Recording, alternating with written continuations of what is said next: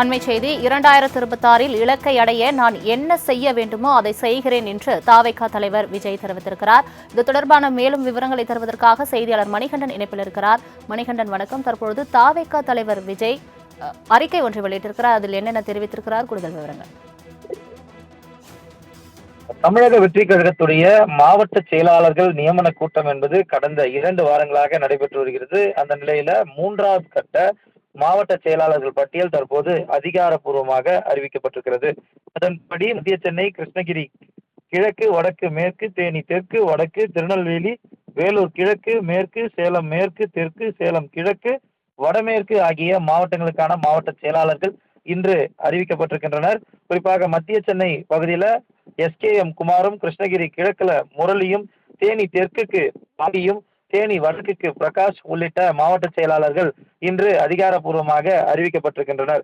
மேலும் இந்த ஆலோசனை கூட்டத்திற்கு முன்பாக மாற்றுக் கட்சியிலிருந்து, அதாவது அதிமுகவிலிருந்து விலகி தமிழக வெற்றி கழகத்திலும், அதே போல விடுதலை சிறுத்தை கட்சியிலிருந்து விலகி தமிழக வெற்றி கழகத்திலும் நிர்மல்குமார் மற்றும் ஆதவ் அர்ஜுன் முறையே கட்சியுடைய தலைவர் விஜய நேர்ல சந்தித்து கட்சியில தங்களை இணைத்துக் கொண்டனர். அவர்களுக்கு முக்கிய பொறுப்புகள் வழங்கப்பட்டிருப்பதாக தகவல்கள் கிடைத்திருக்கக்கூடிய சூழல்ல இந்த கூட்டத்திற்கு பிறகாக நடைபெற்ற மாவட்ட செயலாளர்கள் நியமன கூட்டத்தில் பேசிய கட்சியுடைய தலைவர் 2026 என்ற இலக்கை அடைய என்ன செய்ய வேண்டுமோ நான் செய்கிறேன், நீங்கள் என்ன செய்ய வேண்டுமோ அதை நீங்கள் செய்யுங்கள் என்று தெரிவித்திருக்கிறார். யாரும் களத்திற்கு செல்ல தயங்கக்கூடாது. களத்தில் இறங்கி மக்கள் பணிகளை இனி தீவிரமாக மேற்கொள்ள வேண்டும். உங்கள் உழைப்பில் தான் இந்த கட்சியின் வளர்ச்சி இருக்கிறது.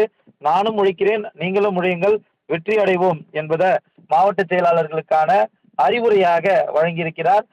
மேலும் தொடர்ந்து நாளைய தினமும் மாவட்ட செயலாளர்கள் நியமன கூட்டம் என்பது நடைபெற இருக்கிறது. நாளை மறுநாள் ஆண்டின், அதாவது கட்சியுடைய 1ஆம் ஆண்டு நிறைவிழா மற்றும் 2ஆம் ஆண்டு துவக்க விழா இதே கட்சி அலுவலகத்துல மிக பிரம்மாண்டமாய் நடத்த தயார் செய்யப்பட்டு வருகிறது.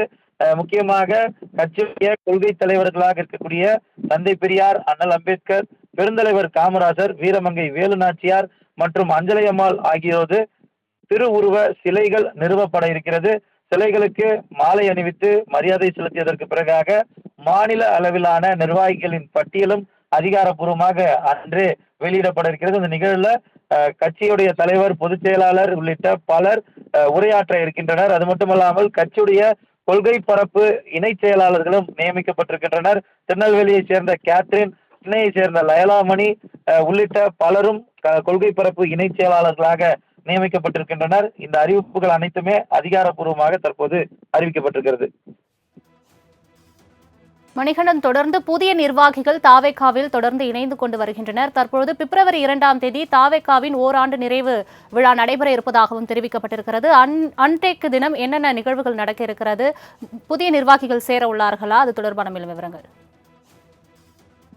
பிப்ரவரி 2ஆம் தேதி பொறுத்தவரையில 2024ஆம் ஆண்டு இந்த கட்சி துவக்குவதாக எக்ஸ் தளத்துல கட்சியுடைய தலைவர் அதிகாரப்பூர்வமாக தெரிவித்தார்.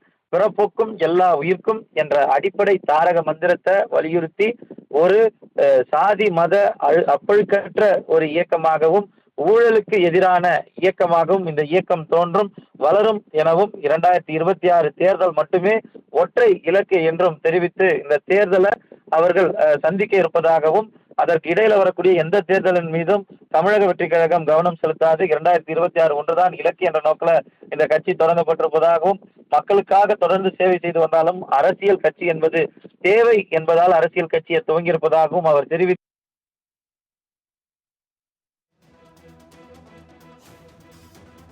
தங்களின் முழு விவரங்களுக்கு நன்றி மணிகண்டன்.